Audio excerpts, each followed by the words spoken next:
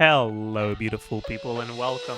Hi to part 2 of the Durin pre-release, the teams. As a quick reminder for those of you that didn't catch part 1 or that forbore, Durin is an off-field pyro damage dealer who can be played in 2 different modes. The first mode shreds resistances. The second mode increases reaction damage. His main source of damage is his burst, but he's not energy hungry. His burst applies his element every other hit, so he can trigger reaction every other hit, and it has pretty long duration. That's the TLDW of the last video for the things that are very impactful to team building. So let us talk about teams. The very first team I want to talk about is carry Durin, and I want to make it clear for this video, there are some teams where Durin is the carry where he is not on the dark mode, right? So in this instance, when I say carry Durin, I'm talking about teams where he is the main source of damage of the team, not necessarily just teams where he's in dark mode. So first, let's talk about on-field Vape Durin. I've talked about his charge attack being a pretty good one in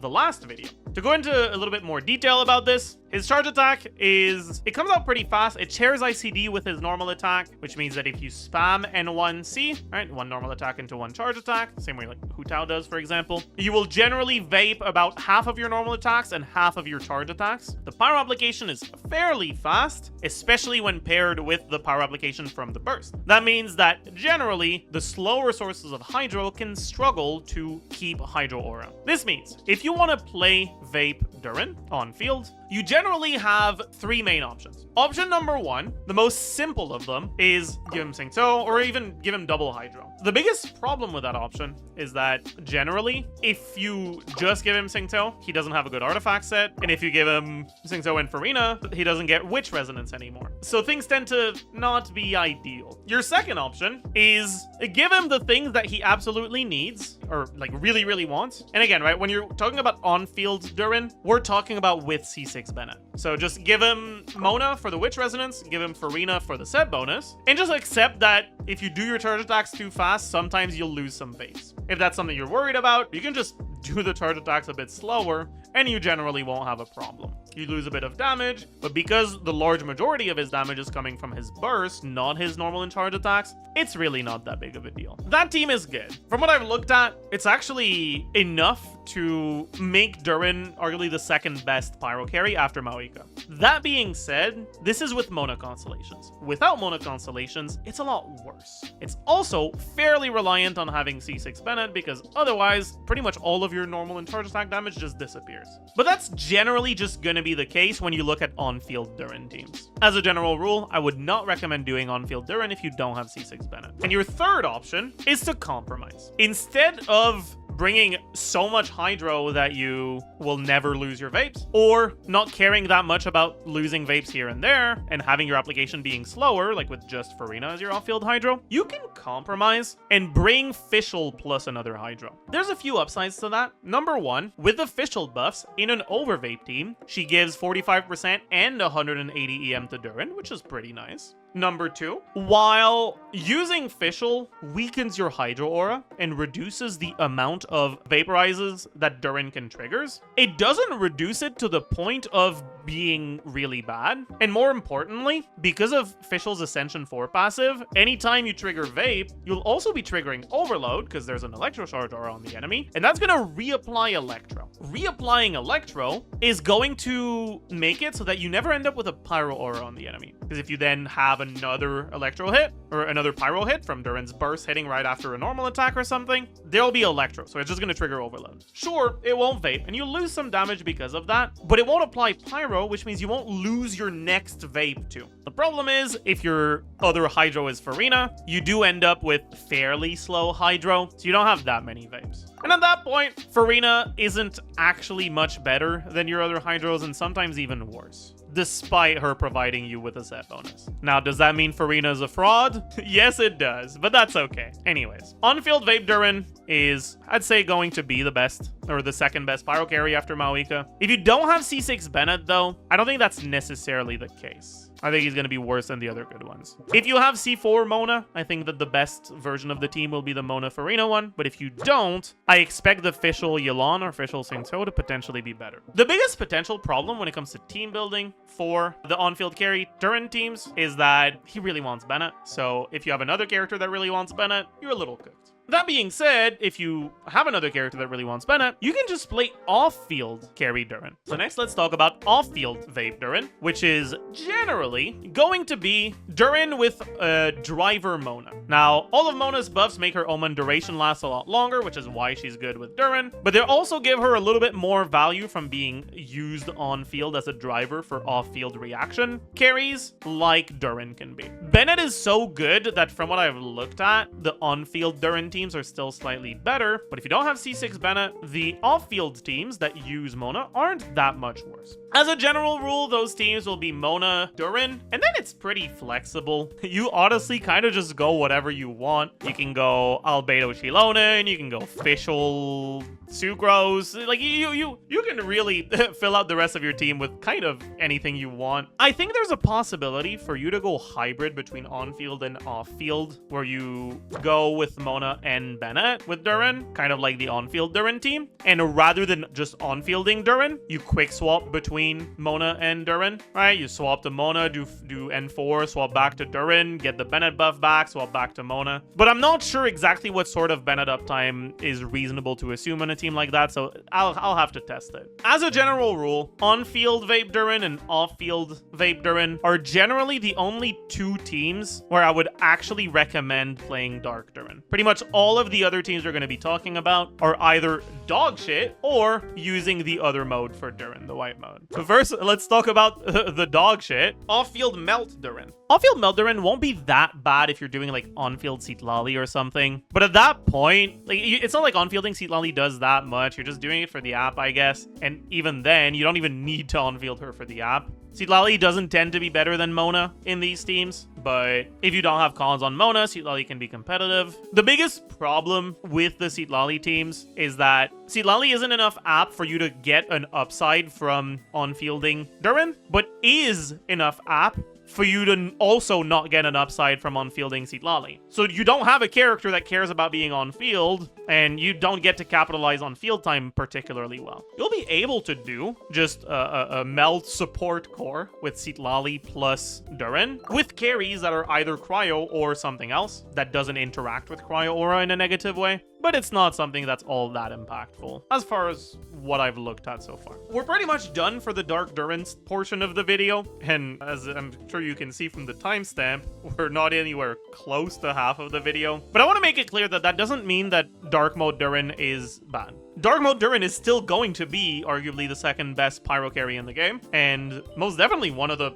strongest carries in the game, period. But he's just not versatile. His team building is fairly straightforward, so there's not that much to say about it. But that doesn't mean it's bad. Next, let's talk about the other teams that use Durin as the main source of damage, but that don't use Dark Mode. Let's talk about on-field Durin for Overload. We've already talked about Bennett C6 being useful for carry Durin. It's still the case even when you're not playing Vape. So if you're playing an Overload team, on-fielding Durin, if you have Bennett, is still pretty good. If you're doing something with Durin and Fischl, you could just have a carry with plus Chevalers. Like a carry that's either Pyro or Electro, then Fischl, Chevalers, Durin. That's something you can do. No problem there. But keep in mind, Fischl snapshots, which means if instead of a carry as your last slot in that core, you were to use Bennett, you could get the Bennett buff snapshot on Fischl and get the Bennett buff on Durin because you're on fielding him, and effectively have the Bennett buff apply to the whole team. As it turns out, that's pretty good. His numbers are good, his charge attack is good, Fischl is getting a buff and is very good in Overload teams, and that's enough to make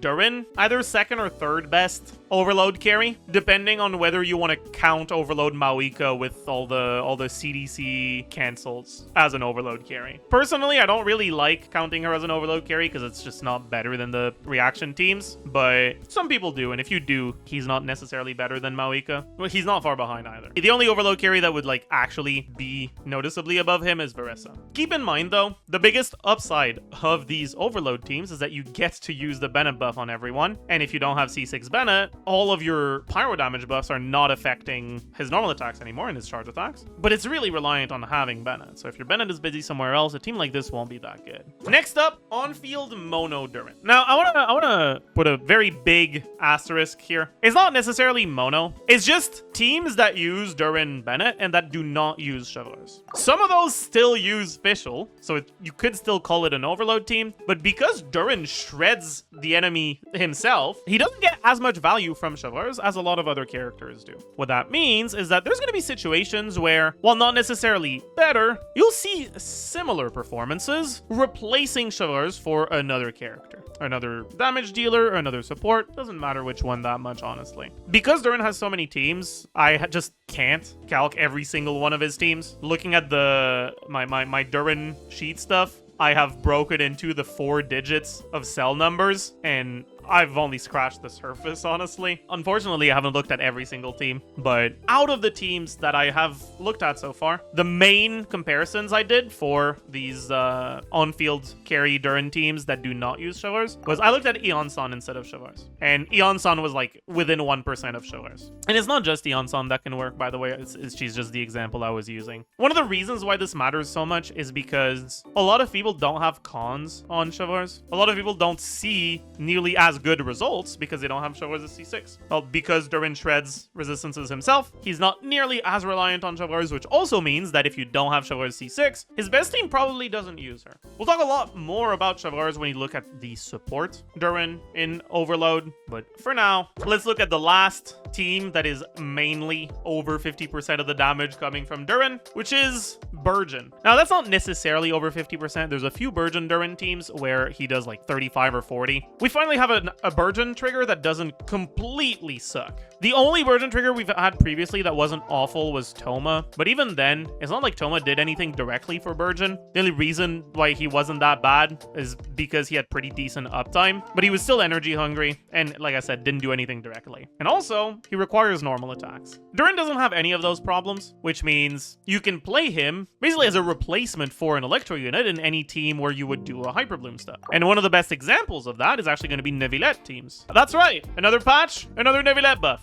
Neuvillette's best team right now is like very vague, because pretty much every patch gives Neuvillette a new team that's about as good as his other best teams. And Durin is just another one of those. However, that's single target. Burgeon gets a lot better in AoE, right? Same way Nilo gets better in AoE, which means when you're in AoE content, I think there's actually going to be a noticeable difference in the performance of Neuvillette's teams with Burgeon versus without it. Obviously, any sort of Burgeon or Hyperbloom or Bloom team in late 2025 is going to be way worse if you don't have Llama. So this is not Durin by himself. This is Durin plus Llama. But honestly, your last slot doesn't need to be Farina. You've got flexibility here. You also don't need to do Neuvillette. There's a few other Hydro characters that, while having less damage than Neuvillette, have better Hydro application, or some off-field Hydro application. And that means more Burgeons, which means more damage from Durin. Less damage from them, more from Durin. I don't think any of them is better, but it will definitely help bridge the gap a little between Neuvillette and the other, like, non-Mualani Hydro carries, like Ayato. Like, if you want to use Kokomi, I guess. You can also use on-field Mona in a team like this. Next up is Mavuika. Here's the thing about Mavuika.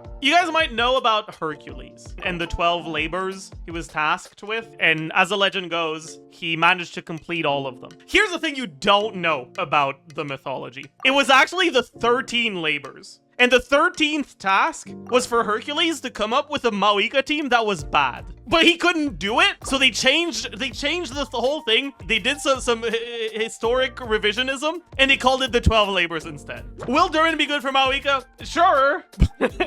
But what isn't? Like, actually, what the isn't good for Mavuika? Moving on. Arlecchino. So as a general rule, Pyro carries, if you give them a Pyro support, it makes it harder for them to trigger reactions. So it kind of leans away from reaction teams. Mainly, you're looking at Overload teams or Mono teams. And in those teams, Durin's pretty good. Fischl being as good as she is with the buffs, with Overload, means that in Overload teams, Durin plus Fischl is going to be a great core, and that's cool. Now, here's the biggest potential problem with other options for Pyro carries. If you want to try to do a reaction team, let's say you want to do double double vape. Kind of like how back in the day, people, and by people I mean me, would do Funirational. It's something you can do with Durin, because Durin is an off-field damage dealer that has good damage and can even have Shred. But the problem is, he doesn't actually have Shred in a team like that. Because, well, yeah, he can Shred Pyro. He needs to trigger a Pyro reaction other than Vaporize to do it. Which means Arlecchino, Durin, double Hydro does not get the Shred. Now, you can still just play the carry version, but then you're playing a team that doesn't have any Shred, because we don't have Hydro units that Shred Pyro. So it tends to not be that great. But you can still do some high-speed Hydro plus Fischl with Durin plus a Pyro carry. And that's one of the things you can do with Arlecchino. Overall, Arlecchino is one of the characters that gains the least from Durin. As a general rule, the Durin Fischl core with Pyro carries is something that is better on worse carries, because you're not using Bennett or Yansan anymore, and the more damage you have coming from your carry, the more they benefit from Bennett or Yansan. So the stronger carries tend to benefit a little bit less. That doesn't mean they don't benefit. It'll still be one of your best options for sure, potentially your best option, but it won't be a very big gap. And so for Arlecchino, you can do a bunch of Arlecchino teams with Durin, but I don't think Durin is that impactful to her team building. Unlike Lyney. Lyney is a great example of a character that is good but not good. Optimal Lyney rotations and Lyney calcs show Lyney to be a fairly decent character. Like, he's not Mavuika, because no one is Mavuika except Mavuika, but he's not bad either. But the problem is, Lyney has a bunch of problems in practice. His combos, it's not really combos, but his like animation cancels to get more charge attacks. And even if you're not animation canceling, holding R instead of doing the charge shot like manually by holding your mouse button is slower,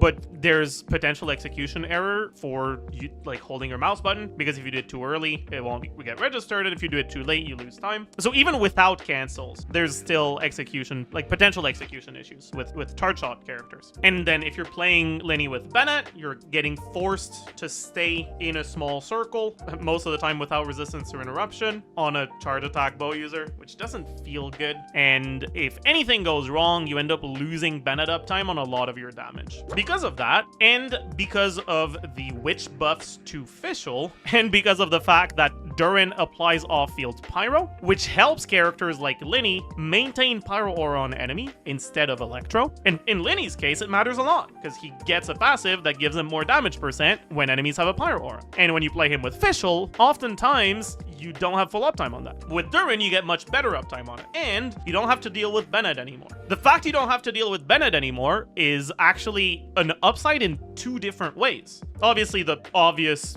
full uptime on all the buffs you care about, but also default Lyney Chevreur's rotations generally try to be about 16 seconds. That means you're not full uptime on Fischl. When you don't have Bennett anymore, all of your buffs basically last forever, which means you don't have to adjust your rotation to Bennett cooldown, which allows you to do 25-second rotations with 2 Fischl uptimes, with basically full uptime on Oz, which actually increases Fischl's damage. And then you also get Durin's damage. Overall, from what I've looked at, Lyney is, out of the Pyro carries, he's probably the one that benefits the most from Durin. You can also do stuff that isn't Fischl, but I think I'm leaning more towards the Fischl stuff. Next up is Yoimiya. And Yoimiya is the other side of the coin, where she's a character that kind of just isn't very good overall. So Durin and Fischl being so much off-field damage is gonna make it so that you can have a Yoimiya team that is pretty solid DPS as a whole. It's still not gonna be competitive with even like pre-Durin release and witch buff, like good overload teams like Arlecchino, but it won't be as far behind as it is now. It's definitely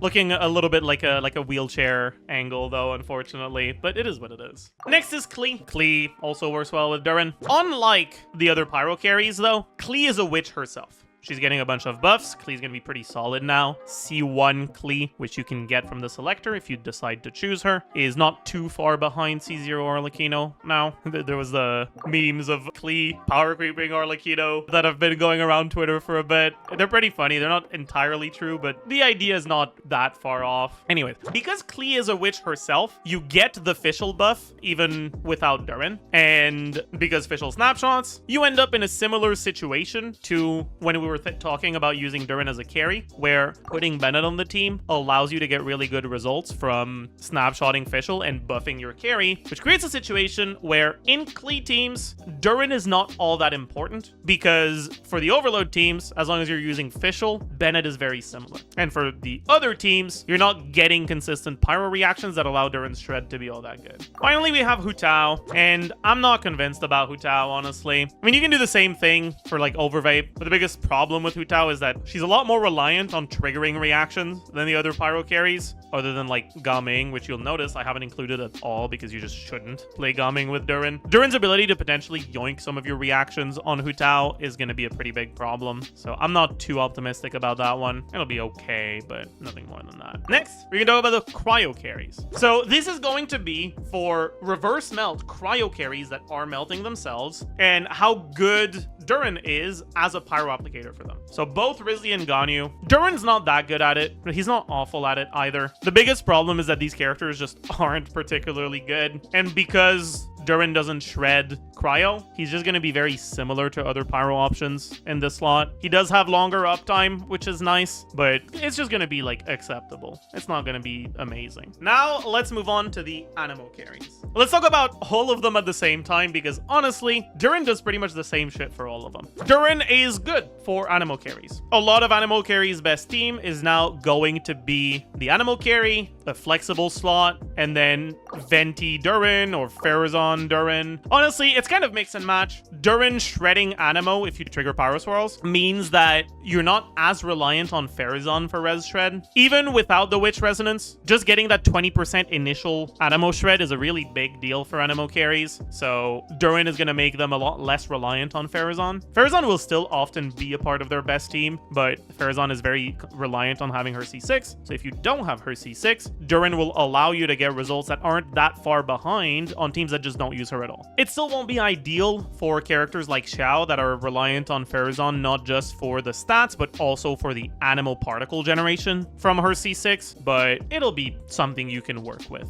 Overall, Durin isn't a particularly impactful upgrade for these Anemo carries. He is a small upgrade, but it's nothing too crazy. The main reason for that is because Pharazon is very good, and getting redundant shred is a lot less valuable, so he would need to do a lot to really replace Pharazon, but he would also need to do a lot in order to be good with Pharazon. And he does do a lot, but not to the extent that it's a significant upgrade to Anemo carries teams. But there's two Anemo carries that are different, that aren't actual Anemo carries. First, let's talk about Chasca. Durin is pretty good for Chasca. Generally are always trying to do soup, or is trying to do Hydro, Electro, Pyro. And then it's generally either going to be something like, you can do Fischl Mona. You can also do like Inefa Mona or Eonson Mona. That works too. There's a little bit of RNG involved if you do Eonson Mona, where if your Chasca bullets just never end up doing Electro. Half of Chasca's elemental bullets apply element and the other half doesn't. And which ones do is RNG. So if the ones that apply element are just never the Electro ones, you don't refresh Durin's shred. So without off-field Electro, it gets a little bit annoying. So I generally lean a little bit more towards Fischl, but Eonson works too. You don't have to bring Hydro though. You can also just bring Eonson plus Fischl, and that works too. And next we have Jahoda. Now, Jahoda is a new character, and I'm not planning on recording a pre-release for her, so I'll have to quickly explain what her kit does. She's got off-field absorbable application and a bunch of healing. She swirls, she's a bow user, so no TTDS. She buffs EM when she bursts. Burst is 18-second cooldown. Wow, very cool. However, if you have Ascendant Gleam on your team, so if you have at least 2 Nod Cries with her included, she can hold her E instead of just tapping it and use that to absorb an element into her skill. And if she does, she can start doing actually reasonably good off-field damage of that absorbed element. Not quite enough for her to be the solo carry, but it is enough for her to be a noticeable amount of damage, which means that you will now have teams that use off-field Jahoda with Durin. So I can see something like Jahoda, Durin, Mona, Inefa, right? You really want to get Witch Resonance and the Ascendant Gleam, so you don't have a lot of flexibility in your team options. It's pretty much just Mona, Inefa. I guess you can do I Know Fischl too, but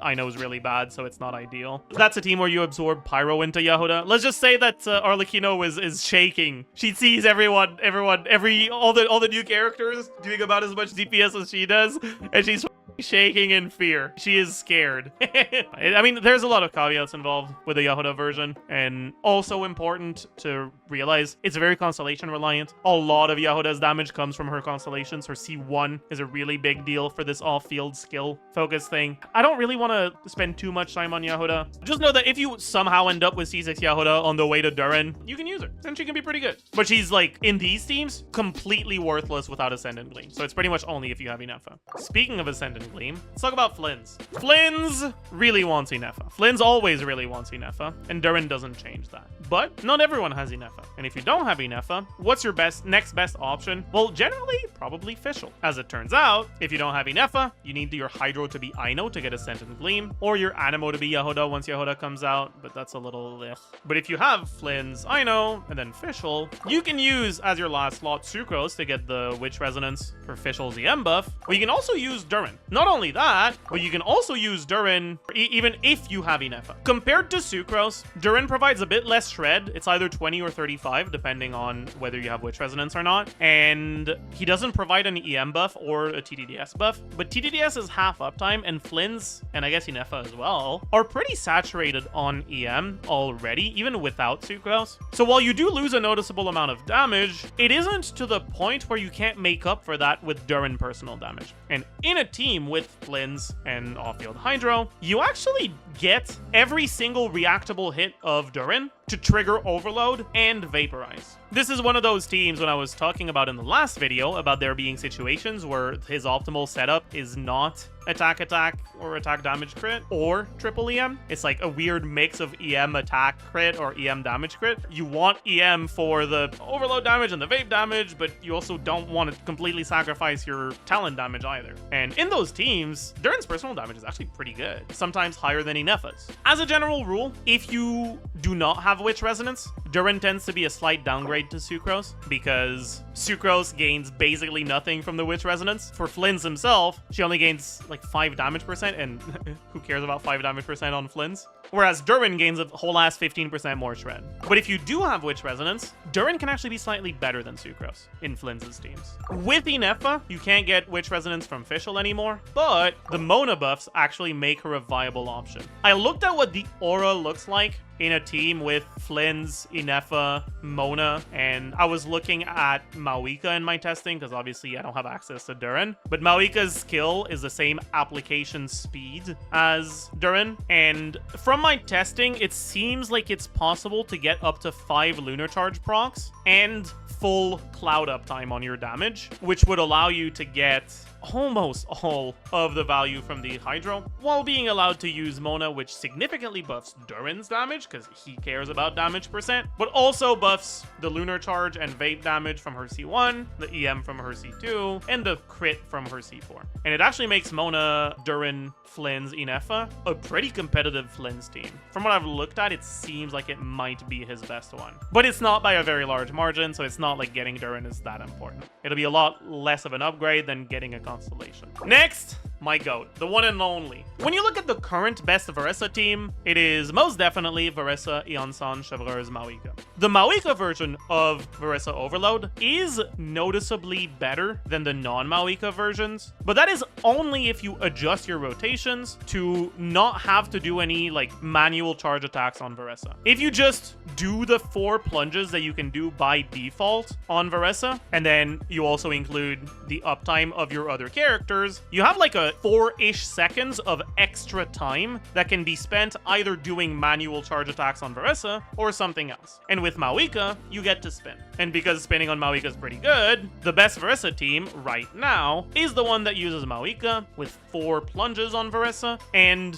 the gap in the rotation length being filled by Mavuika spinning. Durin does not offer an alternative to manual charge attacks for Varesa. However, he does do a lot more than Mavuika does without spinning. Because of that, with Durin, you're gonna go back to doing manual charge attacks on optimal Varesa rotations, but you'll also be doing more damage on Varesa as a whole. All in all, from what I've looked at, Durin teams with Varesa are fairly competitive with the Mavuika ones, where you spin and do good charge attack cancels, which means that for most people, Durin will actually be an upgrade for their Varesa team. It also frees up Mavuika, which is pretty nice if you care about playing both at the same time. Another thing that can be impactful for some people is that if you don't have Chevreurs or don't have Chevreurs cons, Durin in place of Chevreurs is not that far behind. And by the way, the buffs to Fischl are actually big enough that if you don't have C6 Eon-San, it's very possible Fischl will be better than Eon-San in your Varesa team. Next is another character that has a similar problem, which is Clorinde. But unlike Varesa, Clorinde cannot do manual charge attacks. I mean, technically you can do charge attacks on Clorinde, but I mean, I'm sure you'll know it's not going to be very good. However, she's got a couple upsides that allow her to bridge the gap a little bit. One, her skill cooldown is not 18, it's 16. And because she's not as reliant on Eon-San as Varesa is, which means there are teams that could play shorter rotations. But the problem is, Durin doesn't let you do that because his own cooldown is still 18 seconds. And because of that, you're gonna end up in the overload teams with Chevreurs, staring at the enemy basically for a little bit. Just like with Varesa though, Durin is strong enough that that's still a fairly strong option and pretty much an upgrade to every Clorinde team other than dual carry with Mavuika. But honestly, there is one thing that Clorinde has got going for her that, in my eyes, is very significant. So we've talked about how Durin providing Shred makes all of these Electro and Pyro characters a lot less reliant on Chevreurs. And we've talked about potential options that are Pyro or Electro that you could use instead of Chevreurs. But there is one thing we haven't looked at yet, which is Dendro options. Elemental auras with Burning and with Overload are a little weird. But here's what you need to know. When you trigger Quicken with Electro and Dendro, you get a Quicken aura on the enemy that can react with other elements the exact same way a Dendro aura does, except that with Dendro or Electro, it triggers Aggravate and Spread. What that means is that when you have a Quicken aura on an enemy, as well as a bunch of Electro, right, you'll end up with coexisting Electro and Dendro onto the enemy, as you can see from the aura here. And if I apply Pyro onto that, that Pyro triggers Overload and Burning. But here's where it gets a little jank.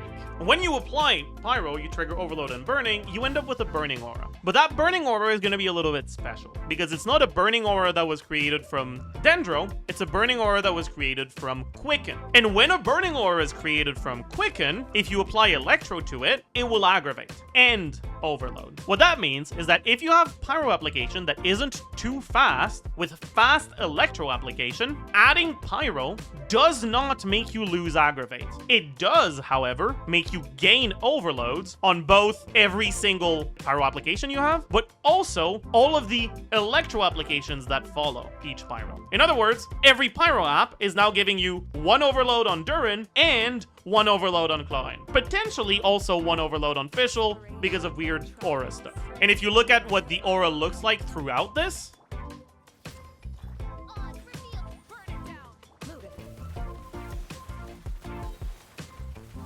it's like a flickering aura between the Pyro and the Electro onto the enemy.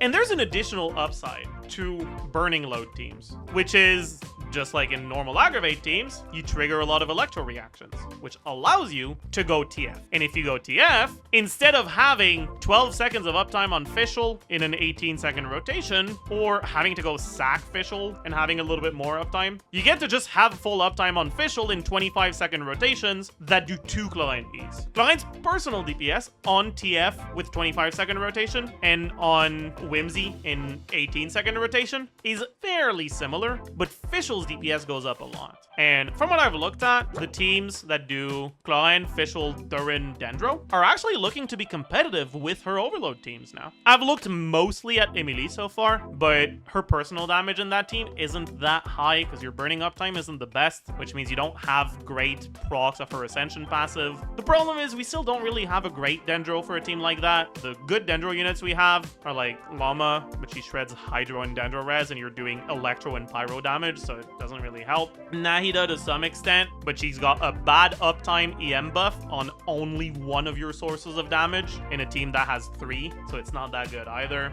You don't really have a great Dendro option. Overall, Clorinde is getting some cool stuff, and that's pretty pog. Now, if you're a very perceptive individual, you may have thought, Fischl is doing good damage in this team. I wonder about other electro carries in a team like this. So let's talk about Sethos. Here's the thing, okay? In that BurningLoad Clorinde teams, EM Sands is better than Attack Sands. Clorinde doesn't have any EM scaling. This is just from the reactions. So what about an electro carry that directly actually scales with electro? And that's where Sethos comes in. Here's the problem with Sethos. He's not good.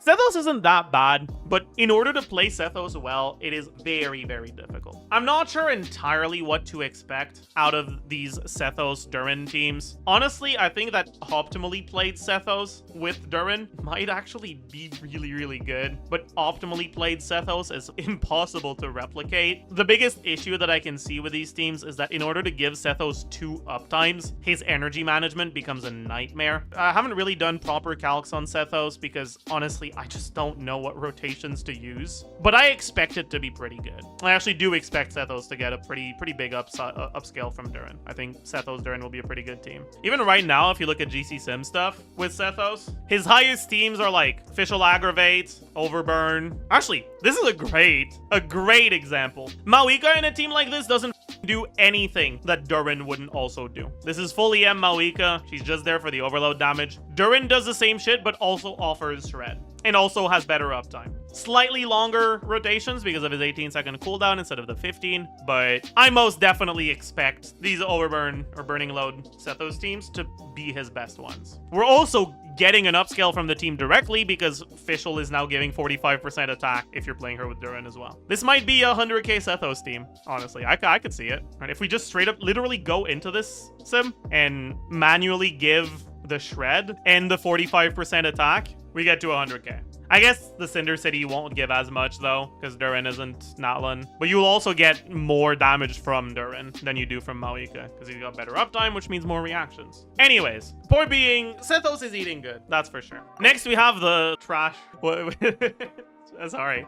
We have the electro carries that just aren't very good. Cyno is okay with Durin. There's been some people that play like Oven Cyno with Toma for a long time. You can play Durin there and it'll be just better, but no shielder means it's easier to die. It's not Oven, sorry. Curry Cyno. My bad. Durin is gonna be nice, I suppose. Next up is Yai and Raiden. They're all right. They work. Neither of them are that good. And finally, if you're an Arlecchino player, it's time for you to close your ears. See no evil, hear no evil, speak no evil. Just run away, man. The bit of like Arlecchino being scared of like the worst scary in the game coming for her spot is so funny. And again, right, I want to reiterate, it's not actually accurate. Arlecchino is better than them, but it's just so funny that I don't care. Anyways, Razor is getting direct buffs, and the direct buffs Razor is getting are massive. If you want to know more about Razor, you can go watch my Razor video. But the TLDR is Razor is good now, and his best team has Durin. His second best team uses Fischl instead of Durin, and it's not bad, but the Durin version is better, and he needs to have C6 Bennett. Anyways, moving on. Mualani. Mualani is getting a big buff next patch, but honestly, the big buff isn't really Durin. The big buff is Mona. The Mona buffs are insane for Mualani. It's going to give her teams that are actually really good, which kind of dilutes the impact that Durin has. If you just look at the way Durin impacts Mualani teams, you have a Pyro option that does a bit more personal damage, and that's a little bit better at maintaining Pyro uptime than some of your garbage like Pyro MC and something. But it's not ideal. It's just like whatever. Really, the main thing that Durin is providing is Witch Resonance. So in teams where, let's say you don't want to play Sucrose, for example, using Durin as your second Witch to enable Mona's buffs, which is what really matters for Mualani, allows you to go for something like Shilonen instead of Sucrose.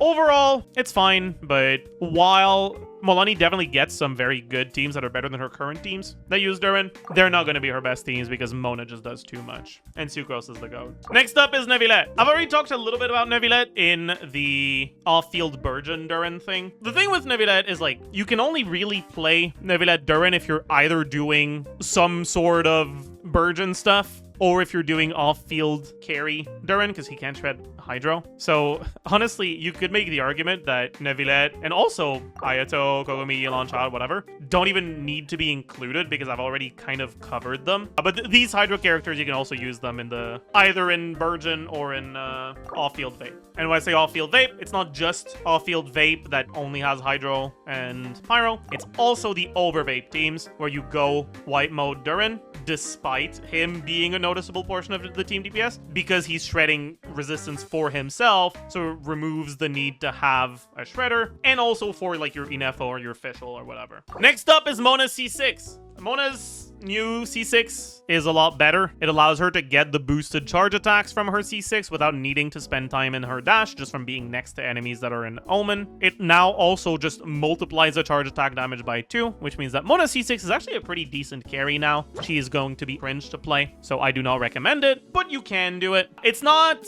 ideal, and it's also not that reliant on Durin because you've got other options, but it works. Next, we have Noelle and Itto. The biggest problem that Noelle and Itto have is that in order to get the shred from Durin, you need to be triggering pyro reactions that are not vaporize. That means putting Durin on your team means you're not allowed to use Farina. Right now, for these two characters, their best teams use Farina, which means if you want to use Durin on their teams, you're going to have to basically change the whole team. With the Albedo buffs, you really want to play them with Albedo, so you'll do Noelle/Itto with Durin Albedo +1. That +1 has a bit of flexibility. From what I've looked at, the best +1s tend to be either Chiori or, in Noelle's case, Xianyun. I don't like that. I don't know how I feel about that. I'm upset. That's a result of Noelle's attack strings are so bad that some people play her by just doing a charge attack, and her charge attack is just the default Claymore charge attack. But her plunge attacks are normal. Because of that, well, if you're playing her with Xianyun, you get to have her do a lot more damage. Noelle's still not that good, so it still won't be insane, but it is actually enough to compete with using a damage-focused last slot like Chiori instead. Next up is Navia. Generally, when people look at Navia's best teams, they mainly look at Bennett, Xilonen, Mavuika. Here's the thing, though. Navia's ER requirements when you're not using Xilonen aren't ideal. You need more ER. And if you want to use Durin, you want to maximize the witch buff, you want to use Albedo, you can't use Xilonen anymore because Xilonen won't shred unless she's C2 when you have 3 Geo on the team. And that forces you to build more ER on Navia because Albedo's energy generation, while not awful, isn't going to compete with 2 skill Fav Xilonen. Overall, Durin isn't a particularly big increase to Navia, but he is a bit of an increase to Navia. The biggest potential issue is that it's not a very big increase if you don't have Albedo, and a lot of people don't have Albedo. Like, yeah, at this point, like, Navia will be noticeably worse than Razor. To put things in perspective, Navia's skill is like 600 and something motion value, doubled when you have your all of your like crystal shards, whatever, shard shots thingy. It's like 1300 motion value, and she does it twice. Kinich's cannon fire shot thingy is like 1100, and he can get it 5 times. And I don't even think Kinich is that good. In fact, Navia and also Noelle and Itto, honestly, are so underwhelming that I don't think they beat just driving on Xilonen or on Goro with these Durin Albedo teams. If you go Xilonen, Chiori, Albedo, Durin, or Goro, Chiori, Albedo, Durin. Now, worth noting, Albedo doesn't snapshot anymore, so you don't get the 400-ish defense buff from Goro's talent, but you still get the 25% defense and the crit damage. If you're good enough at Machine Gun Goro, because Goro is buffing Albedo and Chiori, the overall team DPS can actually be higher than what it is on a Navia or an Itto team. Apparently now, if you're too good at Machine Gun Goro, you get kicked out because it thinks you're using a macro. And you get kicked out of your account. So maybe don't, but like, I don't know, man. And finally, we have Kinich. Kinich works pretty well with Durin. Right now, Kinich's best pyro options tends to be Mavuika, but if you look at the GC Sim Mavuika stuff with Kinich, you've got Joel Mavuika, you've got Deepwood Mavuika, Mailed Flower Mavuika, you've got Joel Mavuika again. Mavuika isn't actually that good in these teams. Yansan isn't on the sim yet, so it makes Mavuika look better than she actually is, because you can get Cinder City from someone else. The point being, though, Mavuika isn't actually all that good with Kinich. A part of that is because in order to get her damage Bennett buffed, you have to swap into her after Bennett, and generally that's kind of just not that worth it. Not necessarily DPS gain. Durin is actually pretty good. On top of that, if you go Durin, Eon-san, Kinich, your last slot can then be either Emily, or you can also use a character like Albedo, and both of them make it easier to get your Cinder City proc because of the way that the auras behave. It's kind of weird. It's kind of hard to explain. Yeah, Mavuika just doesn't really do much in Kinich teams, so Durin is going to be really nice. Durin is going to upscale Kinich, going to give him teams that are comfortably above 100k, and if you are the GOAT and you're able to do 6 Kinich, he's gonna be real good. I can't do it. I don't think most people can, but if somehow that's you, then you're probably really happy.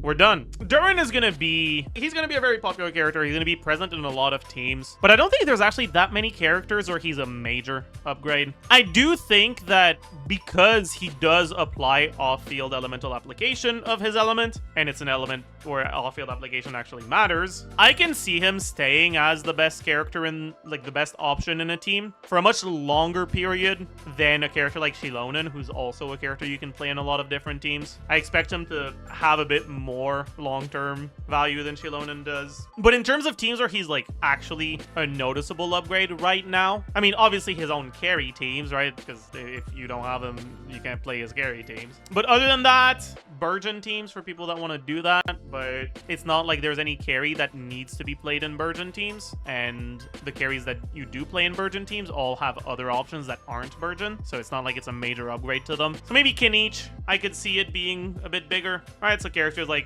Kinich, Sethos, Lyney, I guess, would be the characters that benefit the most. For other characters, I think he's not quite as important as you might think, but he is going to be good in a lot of teams. He's the sort of character that, like, new players probably won't regret getting, but people that already have good teams, unless they are playing specifically the characters that get big buffs, like Kinich, like Lyney, like Sethos, whatever, I don't think he's that important to get. Although he might be important to a future characters team. Maybe Varkas has a passive that says, if you have a character on the team that isn't a witch, I will kill you in real life in game. Right? Like, maybe that's one of the passives that Varka has. So, like, who knows? I can't predict shit like that. It is what it is. But yeah. All in all, I don't know how I feel about a character being as prevalent in as many teams as Durin, but I do think that the fact he's not a major upgrade to that many characters is nice. But also the fact that he is a major upgrade to a few characters that weren't that good is also nice. Right now, I'd say that the only thing I actively dislike about Durin's balance is his on-field stuff. I don't think he should be this good on-field. I don't think a character who has literally no direct upside in his kit from being played on-field should have his best team be a team where he's just on-field because Bennett is that good. And part of me hopes that they nerf the charge attack animation to make that playstyle a little bit worse than the off-field one with Mona. Make it less necessary to have Bennett C6 if you want to play carry Durin as well. All in all, Durin's looking like he's going to be pretty good. I'm excited for him. I do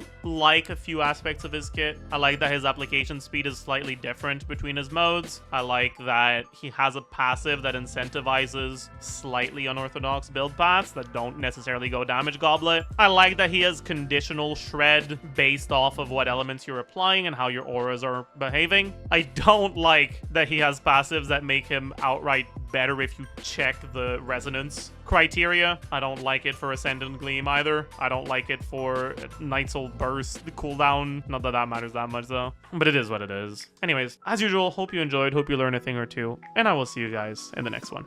Bye, YouTube.